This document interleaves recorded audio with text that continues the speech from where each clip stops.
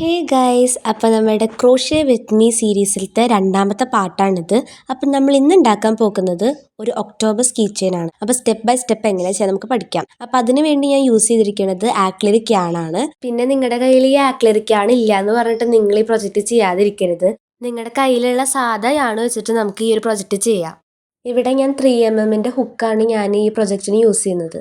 അപ്പോൾ അതെങ്ങനെ ഉണ്ടാക്കാം നമുക്ക് നോക്കാം. അപ്പോൾ നമ്മൾ ആദ്യം തന്നെ നമ്മളൊരു എക്സ് പോലെ ഉണ്ടാക്കിയതിന് ശേഷം യാണിനെടുത്ത് ഉള്ളിക്കോട് ആക്കുക. എന്നിട്ട് നമ്മളൊരു കെട്ട് പോലെ ആക്കിയിട്ട് ഇടുന്നതിനാണ് നമ്മൾ സ്ലിപ്പ് നോട്ട് എന്ന് പറയുക. അതിനുശേഷം നമ്മൾ 2 ചെയിൻ ഉണ്ടാക്കി. ഈ 2 ചെയിനിലെ ആദ്യത്തെ ചെയിൻ ഉള്ളിക്കൂടെ നമ്മൾ സിംഗിൾ ക്രോഷ്യാണ് ചെയ്യുന്നത്.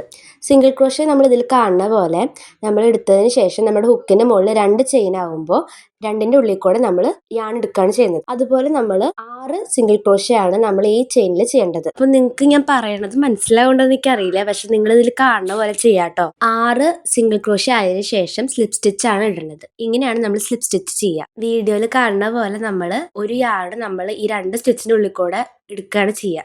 ഇനി നമ്മൾ സെക്കൻഡ് റൗണ്ടാണ് ചെയ്യണത്.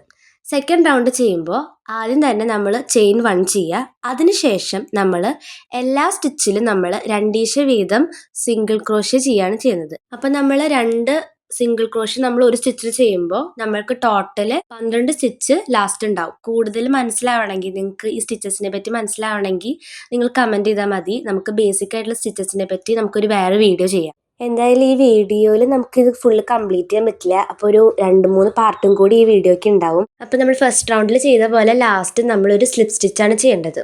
അപ്പോൾ വീഡിയോയിൽ കാണുന്ന പോലെ ചെയ്യാം. അപ്പോൾ ഇന്നത്തേക്ക് ഇത്ര മതി. ഇന്ന് തന്നെ നിങ്ങൾ കുറച്ചധികം പഠിച്ചു. ഇനി നമുക്ക് നാളെ ഇതിൻ്റെ ബാക്കി സ്റ്റിച്ചസ് പഠിക്കാം. അപ്പോൾ ഒരു 3-4 പാർട്ടും കൂടി കഴിഞ്ഞാൽ നമുക്കിത് കംപ്ലീറ്റ് ചെയ്യാം.